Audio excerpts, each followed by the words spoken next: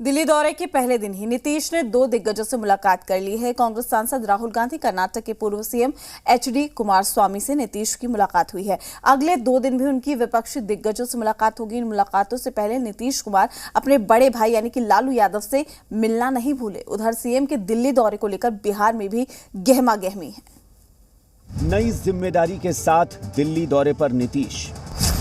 3 दिन के दौरे में विपक्षी दिग्गजों से मुलाकात।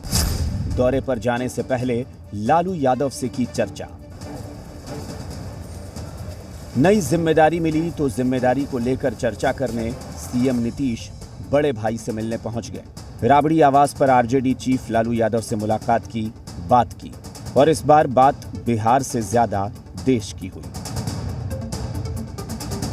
लोगों का आपस का राय एक ही है और वही सब चीज के लिए हम भी जा रहे हैं दिल्ली। सब लोगों से मुलाकात होगी, वही सब बात है कि हम लोगों की तो एक ही ना है, इसलिए आपस का तो बातचीत हमेशा रहना है ना। कि कहीं भी कोई बात है वैसे ही ऐसे ही आ रहा है। तो नीतीश जी का एकमात्र अभी लक्ष्य है कि सभी जितने विपक्ष के दल हैं देश भर में सबको एकजुट करना है और ये भी स्पष्ट बताया है कि भाई कोई प्रधानमंत्री के उम्मीदवार नहीं। दिल्ली दौरे का जो खाका है वो ये है कि सीएम नीतीश का दिल्ली दौरा 3 दिनों का होगा। इस दौरे में नीतीश कुमार कांग्रेस सांसद राहुल गांधी से मिलेंगे, एनसीपी के प्रमुख शरद पवार से भेंट करेंगे, दिल्ली के मुख्यमंत्री अरविंद केजरीवाल से भी मुलाकात होगी, सीपीएम के महासचिव सीताराम येचुरी से मिलेंगे, साथ में राष्ट्रपति और उपराष्ट्रपति से भी सीएम नीतीश मिलने जाएंगे।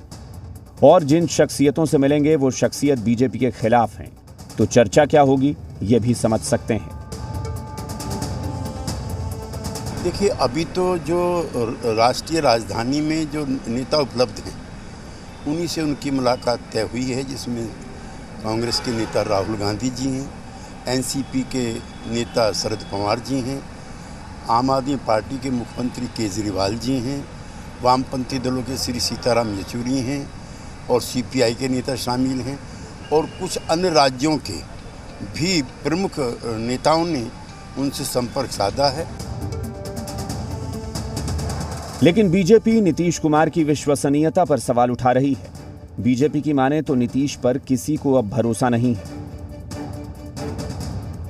जो व्यक्ति में उनके पार्टी के लोग विश्वास नहीं करते हैं, उनके अन्य प्रदेशों के लोग उन पर विश्वास नहीं करते हैं, उनके चाल चेहरा और चरित्र और सत्तालोलुपता की राजनीति को सब लोग पसंद नहीं कर रहे हैं।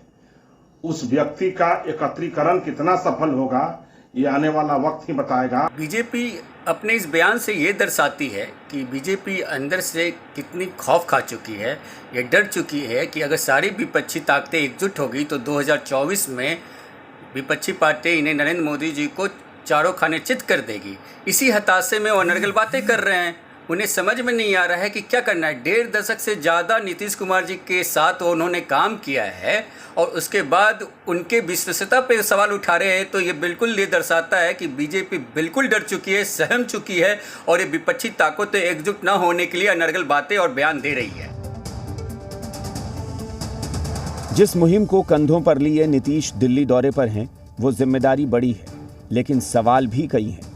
मसलन क्या विपक्ष को एक धागे में सीएम नीतीश बांध सकेंगे?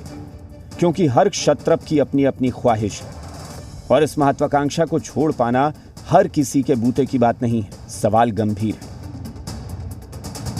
ब्यूरो रिपोर्ट, जी मीडिया।